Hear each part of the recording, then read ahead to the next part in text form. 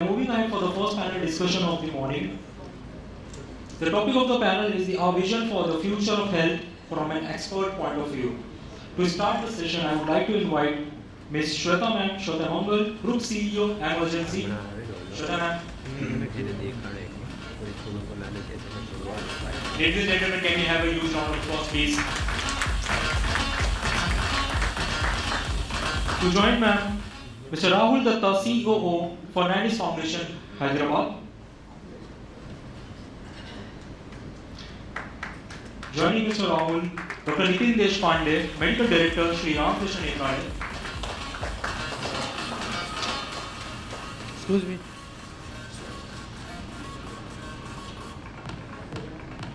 And the moderator of the panel is Mr. Joy Chakraborty, COO, Hinduja Hospital. Dr. Ahmad Mecklai is joining soon, so he is on the way, so it's 2 minutes more. Please. Over to you, sir. Can we have a mic?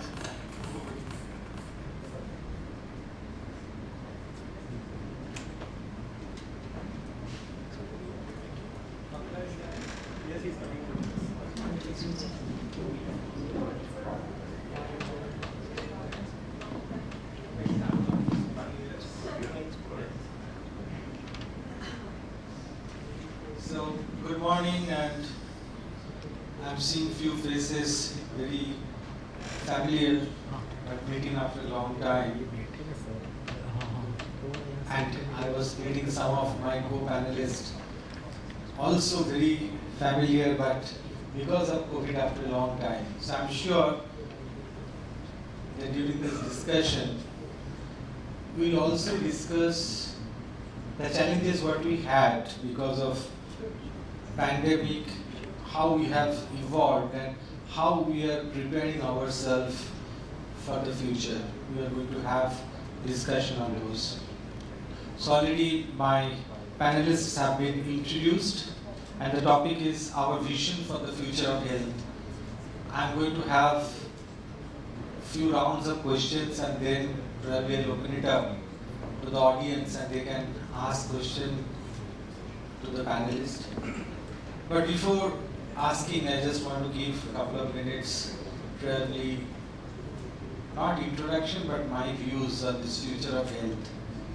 I was hearing patiently the first 2 keynote speakers where they have mentioned about artificial intelligence, technology, and so many new steps what healthcare providers are thinking. Some of us have taken and some of us are contemplating to take in coming days. But how it is going to be, what is the future, how it is going to look, the future health in this country. Probably the conventional brick and mortar model of hospitals and getting patients in your own facility, treating them is going to be little backdated. We are going to have more of reaching out to your target audience, your community, the way we have heard the primary healthcare model where the reach has been made easier and simpler by the mobile health units of Oak Heart Foundation. There may be applications of AI, application of virtual reality, the application of several other technologies, especially during COVID. What we have seen is about the telemedicine, the teleconsultation, what has made us, all of us, to reach out to our patients very easily, comfortably, even though the healthcare facilities continue to remain shut for a few months, especially the outpatient departments for several hospitals. So the future is definitely a challenging one, but any challenging situation gives us opportunity to see something new, helps us to improve ourselves, help us to innovate ourselves. So I think my other panelist has come, so I welcome here Dr. Ahmad Mecklai, the CEO of AAA Healthcare. So thanks for joining. Without much ado, what I'm going to do, the first round of question I'm going to ask all my panelists. The common question is, what do you see the future of health? All of you are from different components or different part of the healthcare ecosystem. You play a different role. So the question I'll start we have one lady in this group, so ladies first. So I'll start with Sweta. So over to you, Sweta. Thank you, Farooq, for having us here, having me here and representing emergency and Zikitsa healthcare. So just before I answer that question, we run one of the largest ambulance companies in India. We run 3,500 ambulances, and primarily we work with the government to operate 108 in 5 states. And also we run ambulances which are white labeled for large hospitals. So that is also growing quite tremendously. Also as emergency now, which owns Zikitsa, we also have a chain of fertility clinics under the name Zivya IVF, which we operate in 3 cities right now, including Dubai. So in my area of work, I think the future of healthcare is going to be more AI driven, number one. Second, wearable. So wearables will basically just control your life, and all the data of your real time will be passed on to the relevant doctors, etc., so that you can take timely action. And the third will be genomics, which we have seen that how they have helped us in the COVID, and going forward, I think that is going to become, will really come in the foreplay. As far as our business is concerned, I think what we are aiming for is that pre-hospital and post-hospital is our area of focus. So one is, how can we participate in making sure that we take care of people, preventive healthcare, so that they don't have to go to the hospital. And if they do go to the hospital, after they get discharged, how can we take care of patients at their home so that they don't have to go to the hospital again. And we are doing 2-3 very key pilots now in this area. And one is to do with wearables. So how people who are with chronic disease can have wearables which are talking real time to the relevant people in terms of how their health is doing. And there could be a trigger which could help them when the need arises. So I think for me, these 3 areas are the future of healthcare: AI, wearables, and genomics. So thank you, and over to Rahul. A very good morning to everyone. This is Rahul Datta here. I currently head the operations as Chief Operating Officer of Fernandes Foundation, which is basically based out of Hyderabad, and we have 3 hospitals and 2 outpatient units. It is, I would say, a foundation which we have converted from a private limited organization to Section 8 in 2018, and we have around about 2,000 plus employees. Our main focus has been in maternity and newborn child care. What we have overall been able to achieve, I think, is very, very crucial to the care that we provide as a service provider. With almost 3 lakhs OPDs and almost more than 1,000 deliveries per month, we have been able to bring overall better outcome of healthcare. We are one of the organizations where we work with Government of Telangana, Government of India, UNICEF, WHOs, in order to make sure that the overall health of the mother that improves in a better way by introducing midwifery care. We all know that the overall long-term health impact that happens after delivery with mothers. So based on that, the overall objective and vision of our organization is to make sure that mothers' health improves, whether we work in our organizations, whether we work with Government of India and various other district hospitals. We have seen that the overall care has actually been improved. So coming to that, in terms of the topic today that we have, future of health in India, I feel that as an operations person, whether it is starting from, like Mr. Ashok said, patient centricity, whether the patient has come to the hospital before that, there is an appointment required, technology will come and probably make sure that they are able to take it more efficiently. Probably it will be predictable based also, that rather than they are taking or seeking an appointment, it will come probably that they should, based on their health parameters. Whether it is care driven in terms of care delivery that we have, which is a technology based, again which is basically to do with prevention and screening that we're seeing, whether it is oncology, like Dr. Sweta said, in terms of genomics or any other preventive care that we have. Whether we look at in terms of operational excellence also, I'm sure in overall Internet of Things that we're seeing in ambulance, tracking system of patients, tracking system of various processes are going to make us more efficient.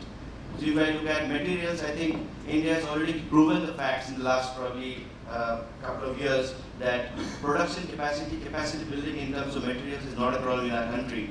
However, the bigger challenge I foresee is that probably in terms of the manpower and the quality of manpower, the skill requirement, the training requirement which is required in our country, it probably is I would say, a steroid is required in order to meet the demand that we have and continuously which is growing. Obviously there are other positives which we have in terms of the investments, the fundings which is coming. We still see a lot of funding and FDIs coming for pharmaceutical and other industries, which is probably around 3 times more than the hospital infrastructure. But there is a lot of encouragement also coming into hospital, and I see that overall the biggest challenge is going to be out of 3 M's, the manpower, where we need to probably reinforce more in terms of skill development, trainings, and because technology is going to be inevitable and it's going to change our lives. How well we are able to bring that into the pace with manpower probably is going to be one perspective. Right. So thank you, Rahul, and I'll come back to you on some of this operational efficiency and related to maternal child health related futuristic vision in subsequent rounds. Now I move to Dr. Nitin Deshpande for his opening remarks. Thank you for the invitation to talk here. I am a director of Shree Ramkrishna Netralaya. We run 5 centers in Mumbai, Central Mumbai and New Mumbai. And we are very much focused on eye care, super specialty eye care, providing cutting edge eye care. And as you know, ophthalmology has always been a very much technologically driven branch. So if you see for the last 10 years, we are one of the fastest growing branches and very much technology driven, like lasers or there is always something new every year that we attend international conferences. And India is one of the markets that it percolates to first. There is a simultaneous launch of technologies in India and US on the same day nowadays. So, being from a technological driven branch, I have seen a lot of, I have been in practice for 15 years now, and I have seen a lot of transition over the years, that how we are becoming more digital over the years. Actually, revolution or digitalization started with the implementation of Aadhaar card more than a decade back, and now you see today's economic times that UPI is doing $1 trillion business every day. So, I mean, that is the amount of digitalization that India is seeing. And our primary branch being in Thane, which is surrounded by a lot of IT related people or people working in IT, that we have the largest TCS base in Thane. So we see a lot of IT employed people who are very much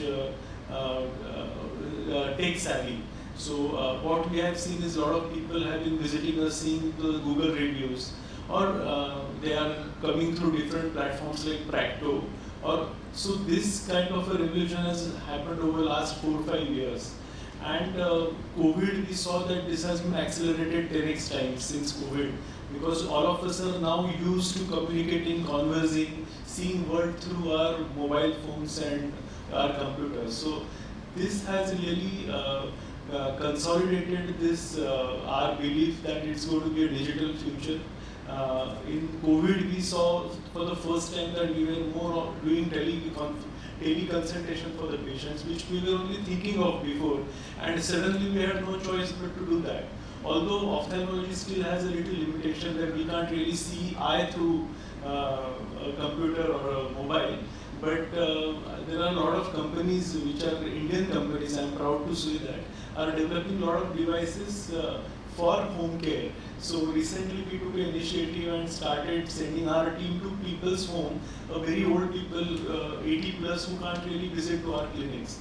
So that is also helping us now to reaching out to that population which cannot travel to us. So we have started this as a pilot project around areas where our clinics are situated, but I'm sure that is going to grow in future, because you see different chains like Lenskart and all really sending people to homes for doing basic workup. So we thought, why not we do a proper eye checkup, for a preventive eye checkup like a diabetic retinopathy, or I'm a glaucoma surgeon, so even in glaucoma, early detection is very, very important.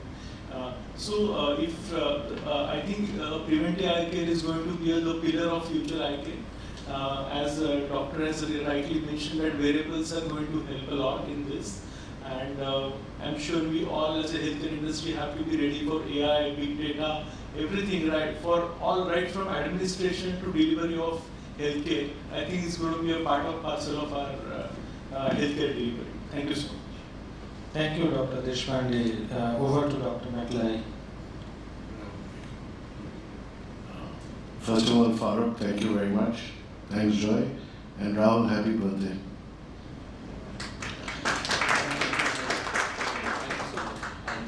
I just saw it on LinkedIn, that's right. Right. It's actually my birthday, which is on certificates. Oh. I know in the college days, guys, to celebrate several birthdays. True. Is there a reason you don't want to give us cake? Okay.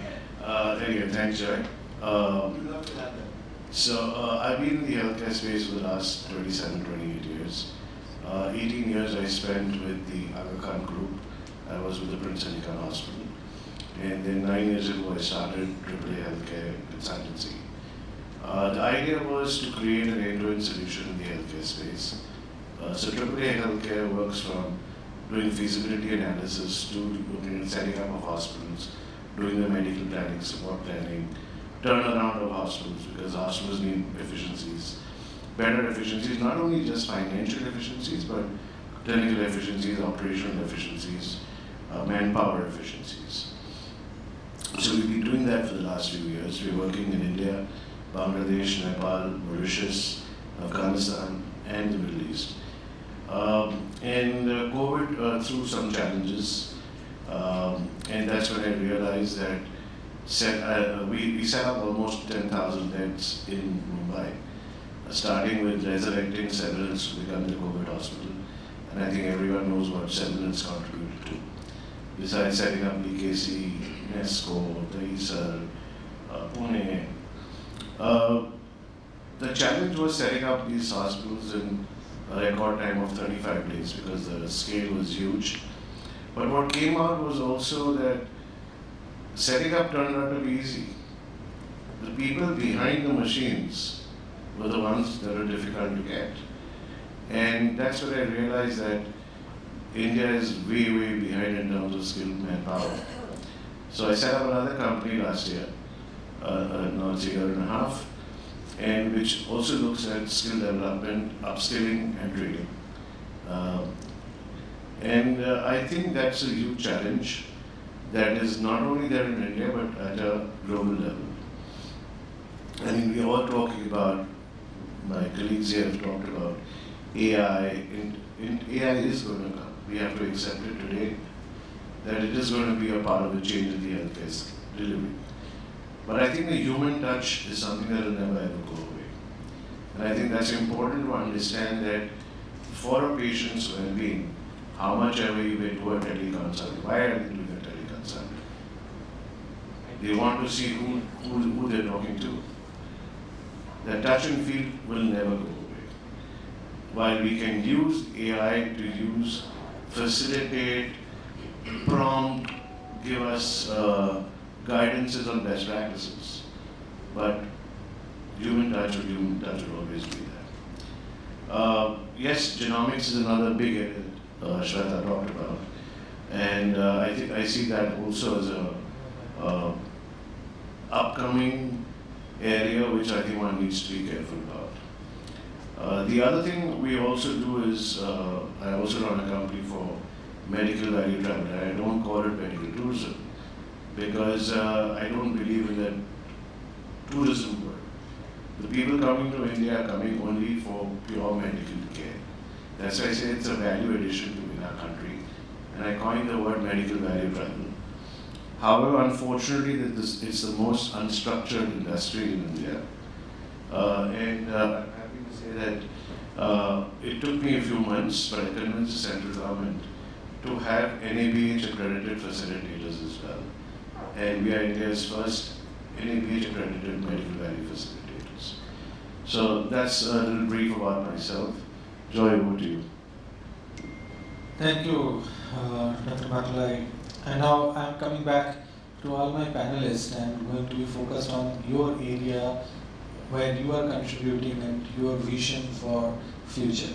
So starting with Sweta, you run this network of ambulances, and I know even in your previous organization where you started this, at that time it was a very novel or a very initial concepts where nobody was sure that how it is going to work.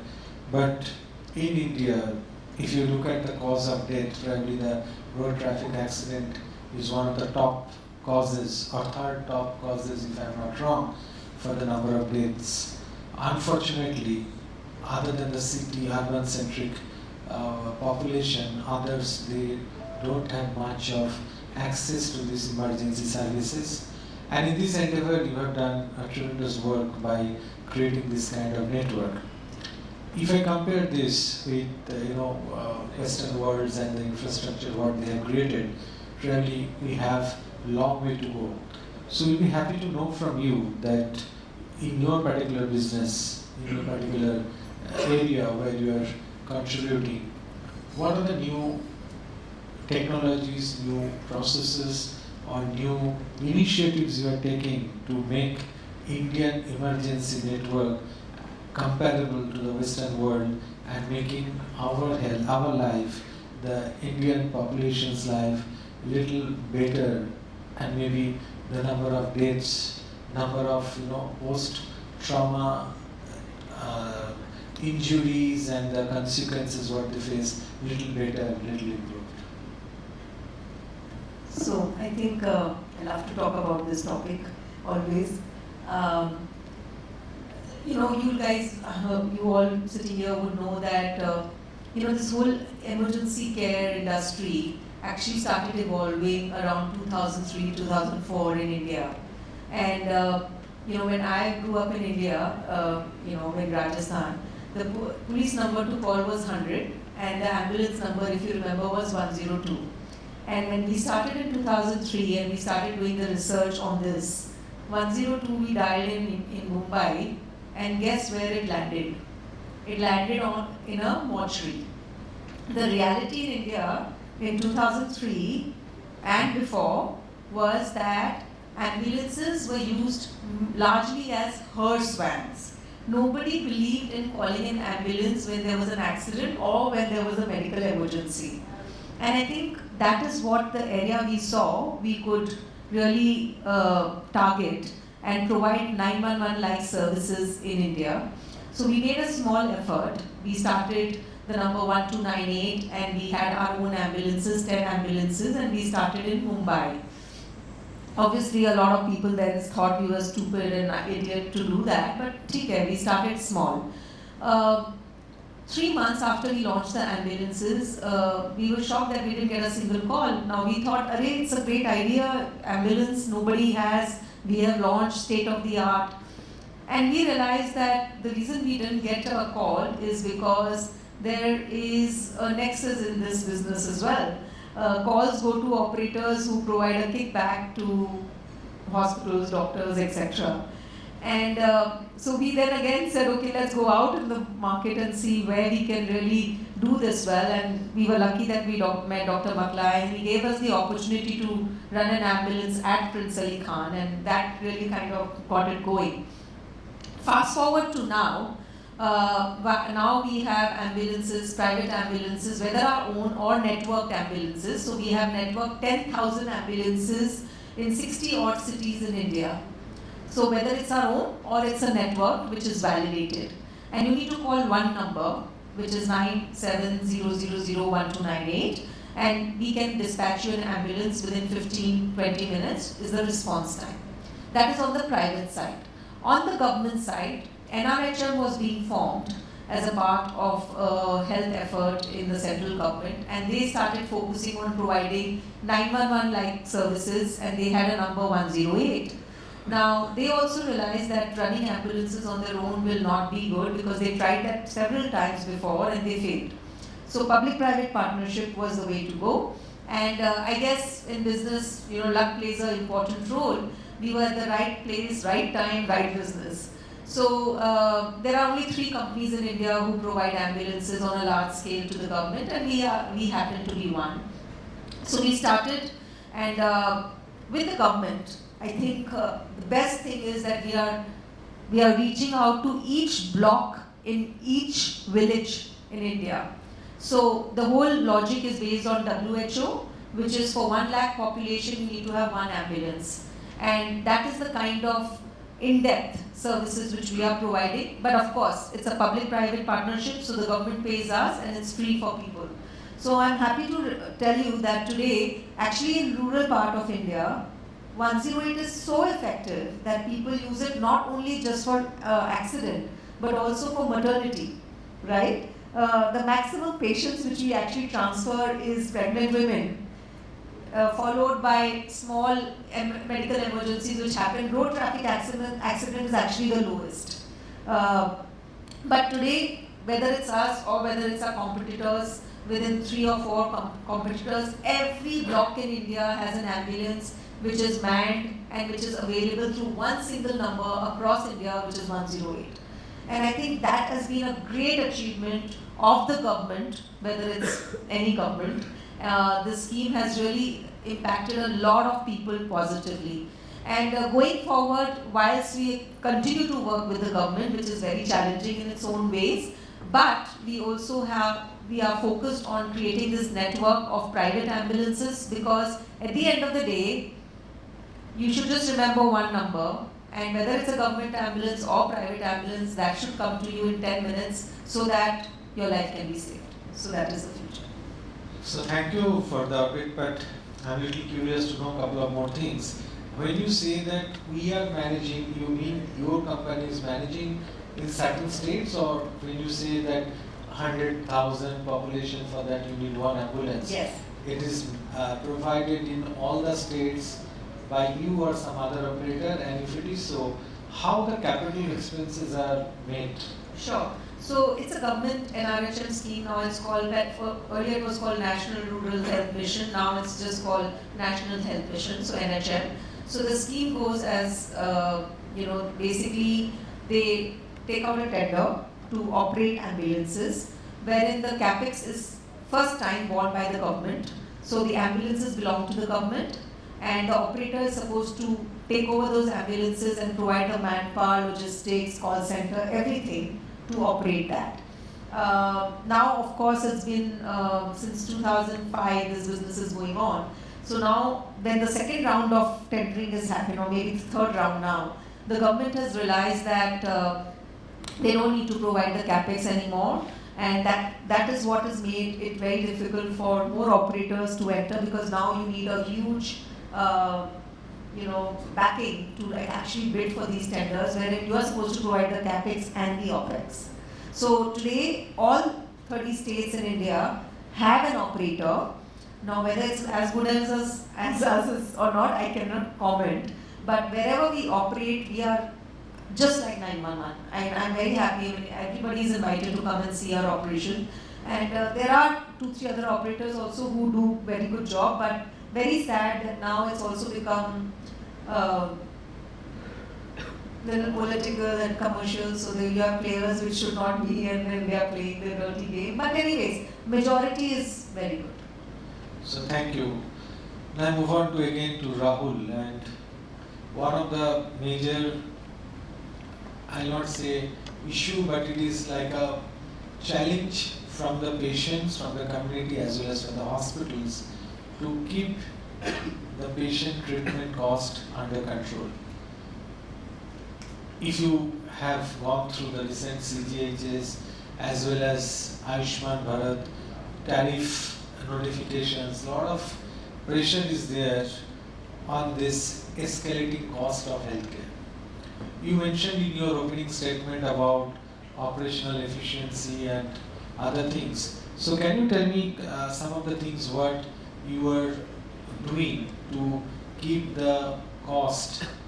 Because if we really need to reach out to the entire population of this country, may not be through your hospital alone, but if you look at it, the primary focus has to be, it has to be cost-effective care which reaches the last mile. So in one hand, I was happy to hear from Sweta that for every 100,000 population, there is an ambulance provision and it is getting done, so which is a very positive story. But to you, how do you bring your so-called secondary tertiary care cost under control so it becomes really accessible for common people? Thank you, Mr. Joy. I think that's probably one of the second or probably the most important issue in the future that's going to come up alongside manpower. When we talk about cost in operations, in patient care, one of the aspects we have seen is that in today's world, when we look at all our other stakeholders that is contributing, where we have our services, whether it is pharmacies or pharmaceutical industry rather, medical devices, we have AI, we have technology, right? So we are at the receiving end of all this, and then we at the end, we are making it an end product, a service, and delivering it to the patient. Are these services, are these cost heads from an input point of view, is it coming down? It's not coming down, right? So that is one challenge which is there. As we understand that in our country, overall, compared to other developed countries, the cost is actually low. However, for us, like we also do in our organization, I'm sure in many other hospitals and healthcare service delivery, the possibilities are tremendous if we look at a cross-subsidized model where we provide deliveries at a general ward at as low as 32,000 end-to-end for normal delivery, right?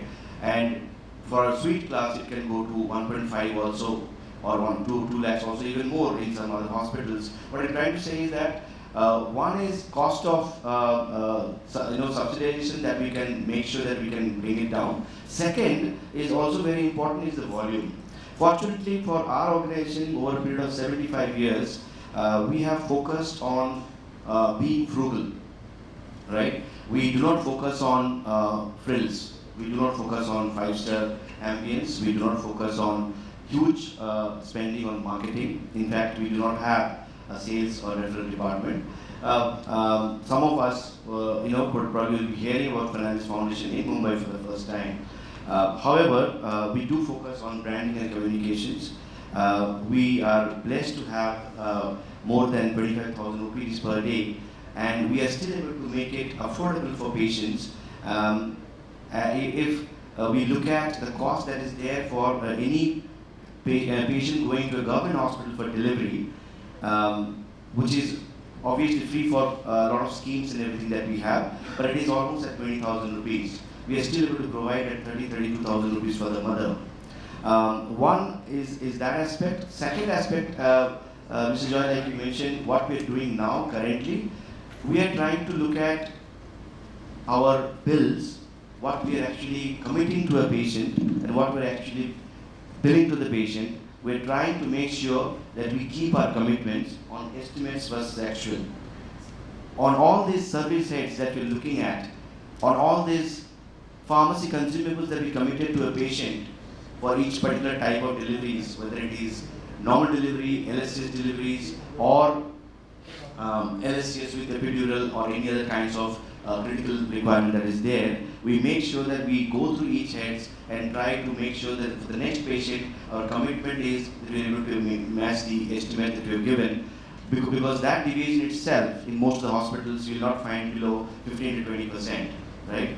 So with these few of the areas that we're trying to work on, I think if we look at purely from a patient care point of view, we would be able to provide at a better cost if we probably lose out some of the frills. If we also inculcate a value-based care, rightly, right from the doctor that is coming from. All our doctors are full-time doctors, like some of our colleagues' hospital as well in Mumbai.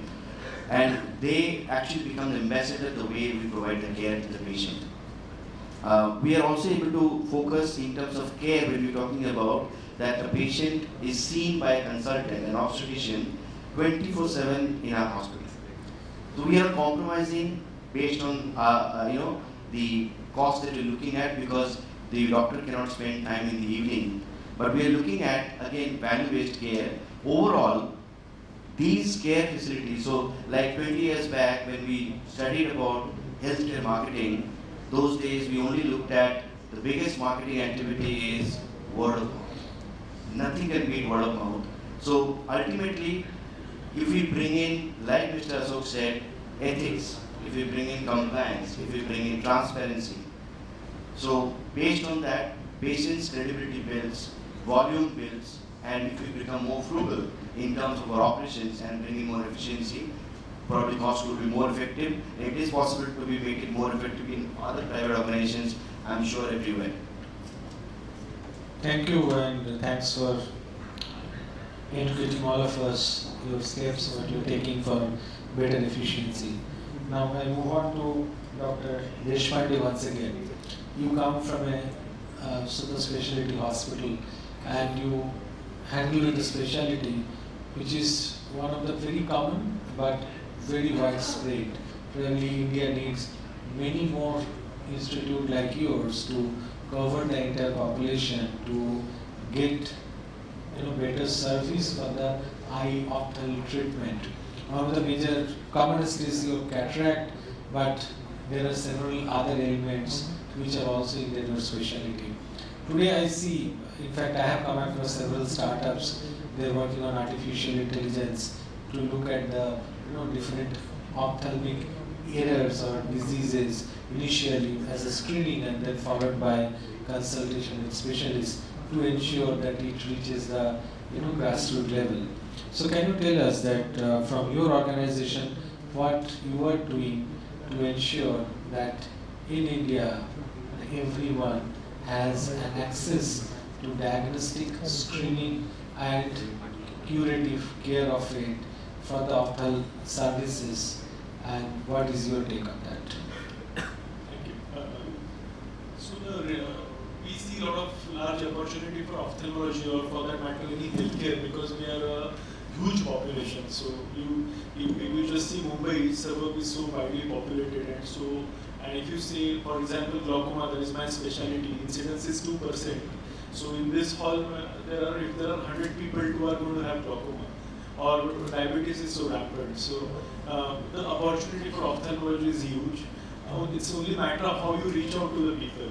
Unfortunately, most of these diseases are asymptomatic, so people don't come to know unless it is advanced or they lose the eye and then they come to know that they have this problem. And that is the condition in urban areas. Imagine rural areas.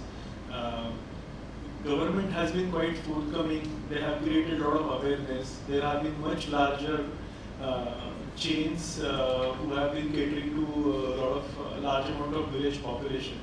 So from our perspective, we are not a very large organization. We are still coming up. We have added one branches and we are 5 branches strong now. So at least and we are basically urban-based clinics. So we realize that even in urban population, awareness is very low. Fortunately, diabetic retinopathy awareness is pretty good because they are pushed by either physicians or their primary care physician to at least go to ophthalmologist. Or say a rheumatologist pushes them to come to us to look for drug toxicities. But glaucoma is one thing that it is highly people are not aware of it, what is glaucoma. And so only when you take camps around your clinics, then only we detect these glaucoma patients in camps for, so it is by chance, it's a chance detection. Nobody walks to you saying that I have glaucoma.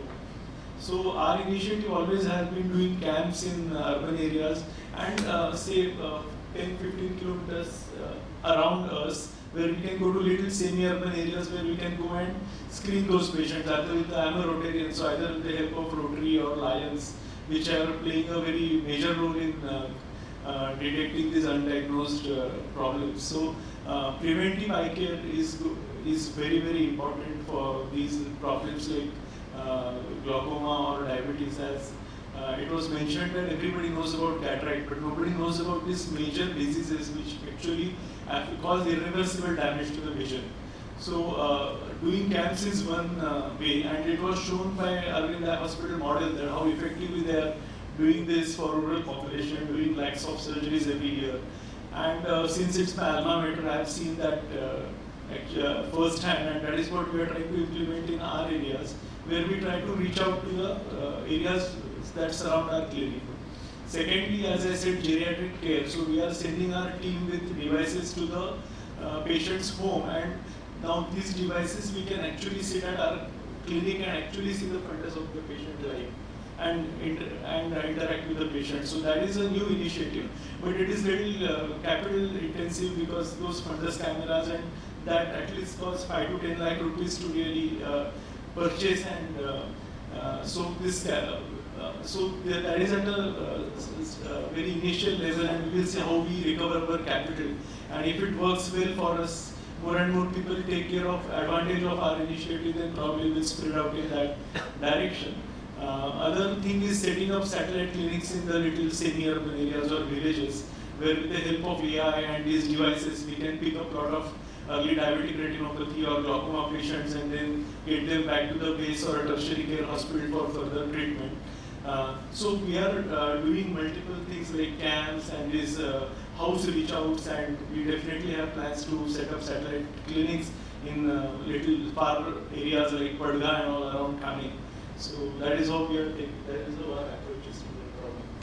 Thank you. I think there should be several approaches like this to see not only the glaucoma, not only the cataract, but all sorts of eye issues are managed and handled. So I move on to, from my side, the last question to the panelists, and then I'll open up to the audience to ask question to any of the panelists. So be ready for that. But the last question to Dr. Mecklai, I liked your opening remarks where you mentioned about that man, machine and all, and ultimately the most important thing, who is working behind this machine, who is working for and to ensure the better patient care, that is a human being. So we cannot underestimate, we cannot ignore the role of human resource in healthcare. And in future, if you are really looking to scale up this healthcare ecosystem, we need to have more and more trained manpower, and already you are working on developing skilled human resources. So the question to you, that PM has a vision to ensure that every district has one medical college in this country. So if that we really need to take up, probably we have a lot of challenges ahead of us. So what do you see, what do you think, what are the challenges are there, and if there are any means and ways which has been already thought about, you can share with us. Thanks, Shree. Going with your question, I think it's very, very important. We have always, even as a consulting firm, focused on people, even when we plan a hospital. We had the good fortune of planning 3 All India Institute of Medical Sciences, AIIMS Guntur, AIIMS Kalyani, and AIIMS Nagpur, with an international healthcare architect. And it was a huge, huge learning experience. Even though they were healthcare architects, they needed a healthcare consultant to work with them. And our whole planning process evolves around a concept called patient first. So your patient is your first priority, and your staff, which is your internal team, is your second priority. Recently, I was asked by the government of MCGM to audit JJ, Nair, Cooper, Sion, and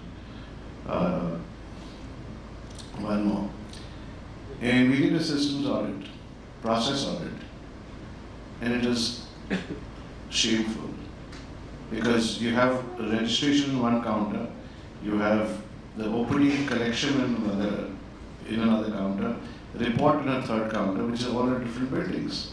So one thing, a patient has to travel all the way around. And that is unfortunately the sad part today, that these tenders that so-called go out by the government to build a hospital is picked up by a residential architect, a commercial architect, who doesn't understand what goes into planning a hospital. Secondly, even the support services are equally important. And for example, your medical gas pipeline systems, the central sterile departments, the adjacencies of those departments, and they don't do all that. But I think we've been talking to the government right now.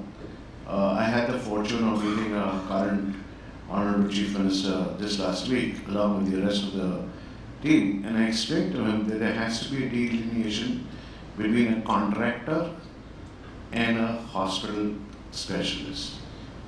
It doesn't have to be us. I'm sure there are many like us, but a hospital consultant or a healthcare consultant should be involved in the creation of new healthcare facilities.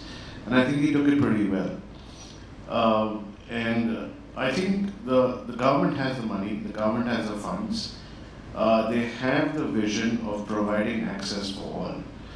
Question is now, how is it going to be implemented on the ground? There are a lot of talks about upgradation of tertiary care hospitals to medical colleges. Again, I'm very much aware of it because the big four are pitching for all this everywhere. And of the four, two have reached out to us to be their healthcare specialists.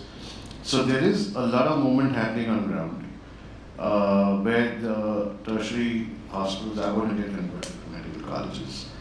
And I think they've kept a time limit of the next 3 years to ensure it. I mean, I know for Maharashtra, there's a lot of things moving, and in UP. So I think the intent is there. The question will always come down to the implementation.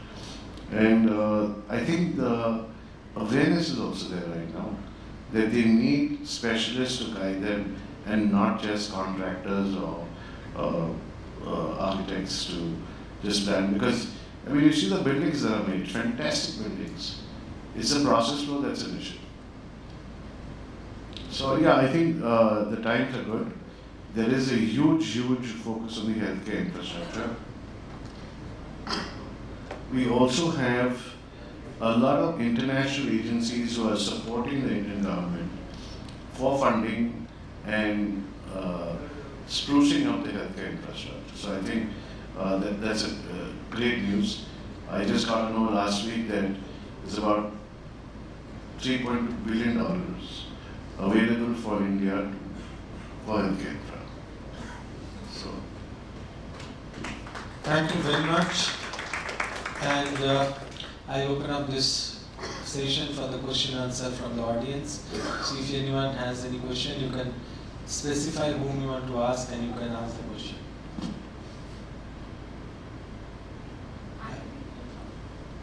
Moses. Yeah. So discussion was pretty interesting. One thing, it's for the entire panel.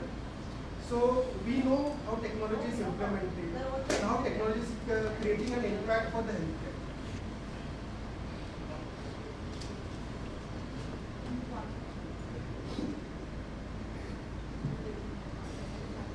Hello? So we know how technology will play a key role. What do you think, is it the capex which is creating an hindrance or for embracing technology in AI or doctor assistance, or is it a totally different model is where India is looking for? Because in Europe or in US, there are a lot of therapeutic products and digital technologies which are assisting doctors. In India, to some extent, we are seeing it, not to a large extent. So, is it because we don't know whether this technology is right for us, or we don't know the technology, or is it the capex? Because in technology, the capex plays a huge role initially. To whom you want to ask this question? It's for the panel. Like. Okay, so as a moderator, let me take the question. Okay. I'm tempted to answer. Yeah, thanks. So, to first, that in India, what is stopping or what is, restricting or why it is not as popular as the Western world, the way you say. In India, if you see the kind of this new technology and all are getting developed, probably it is unparalleled. It is much, much more than what we expected 10, 15 years back. But the shortcoming is the health technology assessment. There are tools. Very rarely you will see the healthcare administrators are applying that. It is more of a, feel good. It is more of your whatever comes in your mind after looking at a demo or some sorts of thing. It happens. It is not done in a proper way. The way it is done in Western world, the health technology assessment. The second thing, I can tell you, the adaptation by the users is another major challenge. And in my own hospital, when I ask this question to some of the clinicians that what is stopping you from going ahead, there is a fear, and let me tell you, when I learned that, I felt that yes, this is something what we need to be very open about. When you think about any technology, it comes at a cost. But in a long term, it gives you benefit. So when it comes as a cost, if you put that recovery burden on your clinicians or the users, they get a little afraid that if I fail to recover that, then I'm going to be questioned.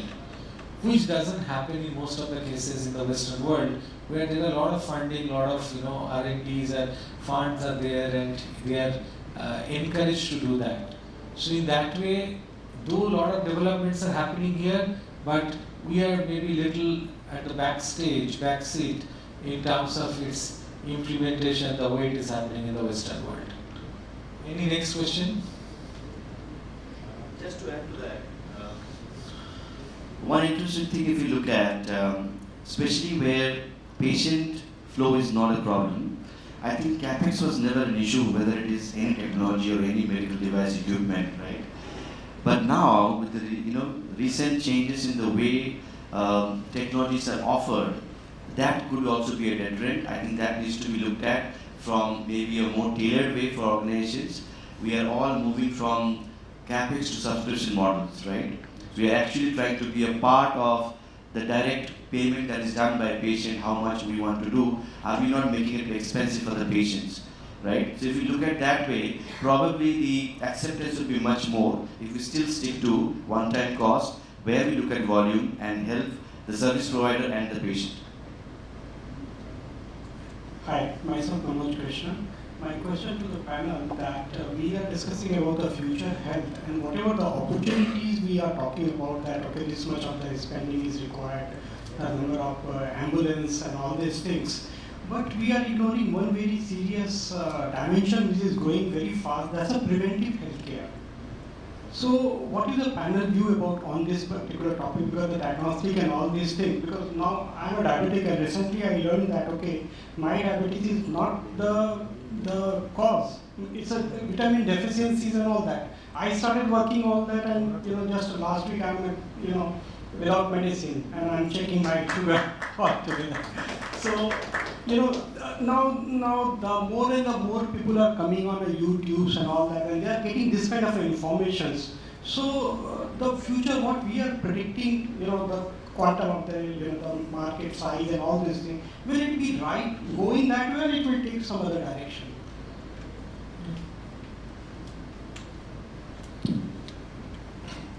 Well, sir, your question is very well put. I think over time, there's a lot of involvement from people. As I said, there is a preventive care, curative care. Prevention is something that the most common man today is definitely looking at. The awareness is much, much higher. When you hear of incidences, 31-year-old getting a cardiac arrest on, it's increasing, right? Now, because of this it's increasing, it's creating a panic.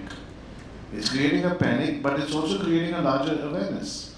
So today, people who I know who never bothered of doing a health checkup, no, boss, I have to do a health checkup once a year. So there is the times are changing, the awareness is changing, the need is changing, and people have realized that they don't want to suffer a fate that their colleagues or friends or someone has gone through. So prevention will take a big role. And this whole change of getting this high-tech gadgets which Sweta talked about, wearables, what is that? It's basically monitoring your own self.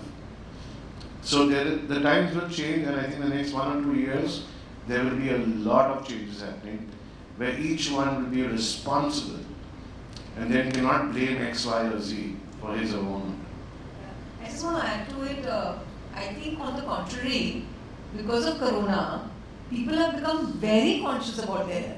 I mean, earlier people would not be so conscious. Now people are very conscious of what they eat, what they drink, about immunity and all that. I mean, I think we have seen a major increase in terms of people talking about health and how to take care of their health after Corona. So yeah, right. But they are also conscious about the side effect of the medicines also. So they are more inclined toward the medicine-free treatments. Like if I did my vitamin tests and all that, now I know that okay, what food I should have. Like typically now, this is what a very good statement I noticed by someone, that you want to eat medicine like a food, or you want to eat food like a medicine. So typically this preventive healthcare segment is growing, very fast in the market. So thank you, and yeah. So I'm Shree. We are running a nutraceutical company, and this is a big challenge, what you said. In US, generally a GNC or a vitamin shop, you will have the shops where actually there is a nutrition or a dietitian standing and explaining you each and every product if you go. The problem in India is dependency on doctors. Nobody wants to take a head on, but I think so the younger generations coming, non-pharma background, the IITians, they are actually taking this in a very nice way. I have seen a couple of nutraceutical company, I met somebody, a young girl, nutraceutical company. I said, what background do you come from? She said, I come from IIT, I don't have any pharma background. I was boss, this is something. So we are also running a nutraceutical company. There's a prebiotic combination which can easily replace, your atorvastatin or a rosuvastatin or a simvastatin. You can easily take. Prevention is better than cure. It reduces the blood cholesterol, bad cholesterol by 16 to 18%. The problem is, how do you go about it? Either you go about D2C.